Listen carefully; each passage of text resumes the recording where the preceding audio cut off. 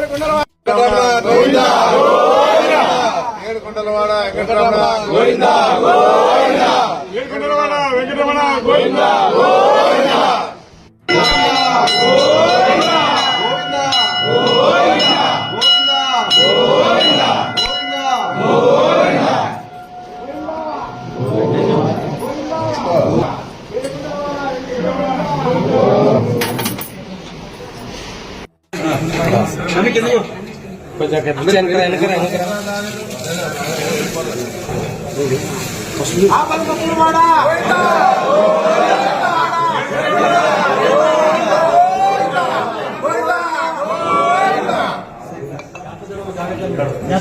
ఏడుకొండలవాడ వెంకటరమణ గోవిందా ఏడుకొండలవాడ వెంకటరమణ గోవిందా ఏడుకొండలవాడ వెంకటరమణ గోవిందా ఏడుకొండలవాడ వెంకటరమణ గోవిందా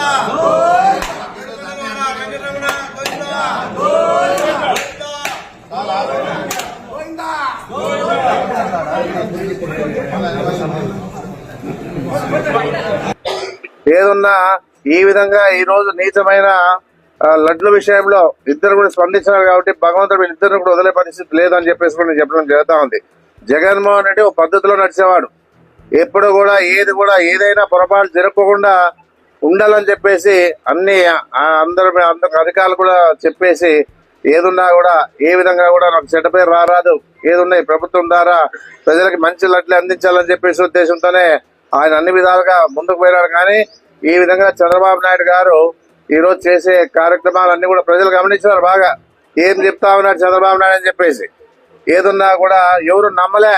ఎందుకంటే లోపల ఉన్న ఎవరైతే లడ్లు తయారు చేస్తారో వాళ్ళు తెలిసిపోతారు. అది ఏదున్నా ఇదేమై ఆవు కొవ్వు కలిపినారా, లేకపోతే పంది కొవ్వు కలిపినారా, లేకపోతే చేప నూనె కలిపినారా అని చెప్పేసి వాళ్ళు ఆలోచన చేస్తారు. ల్యాబ్ లో ఈ ల్యాబ్ లో కాదు, లోపల చేసే లడ్లు తయారు చేసే వాళ్లే. ఆ విధంగా లక్షల లడ్లు అయోధ్యకు పంపించాలని చెప్పేసి మన పవన్ కళ్యాణ్ గారు మాట్లాడుతూ ఉన్నారంటే మన ఎన్ని లడ్లు పోయినా ఏదైనా కల్తీ ఉందా?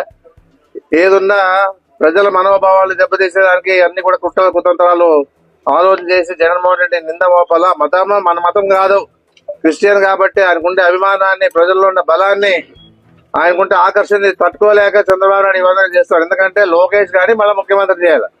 అప్పుడు అంతవరకు ఆయన నిద్రపోయే పరిస్థితిలో లేదు. ఏదున్నా ఇప్పుడు అధికారాన్ని ఇప్పుడే వాళ్ళ ముఖ్యమంత్రి చేయమని ఇంట్లో అంతా ప్రెజర్ చేస్తా ఉండే పరిస్థితి కూడా కనపడతా ఉందని చెప్పేసి మామూలుగా ప్రచారం అవుతా ఉంది. ఎందుకంటే ఆయన 4-5 రోజులు కనపడకుండా పోతాడు. ఎక్కడికి పోయినారో ఎవరికి తెలియదు, ఎవరెవరు పోతున్నారో తెలియదు. ఏదున్నా కూడా ఇవన్నీ కూడా బయట ఆలోచన చేసేది ఏమంటే ప్రెజర్ అయిపోయింది, లోకేష్ ముఖ్యమంత్రి చేయాలని చెప్పి. ఇది ఉగాది కూడా చేస్తారేమో తెలియదు. కానీ ఏదున్నా నువ్వు ఎవరినన్నా చేసుకో, నీ అధికార పార్టీ ఉంది కాబట్టి నువ్వు ఎవరు చేసుకున్నా మాకు అభ్యంతరం.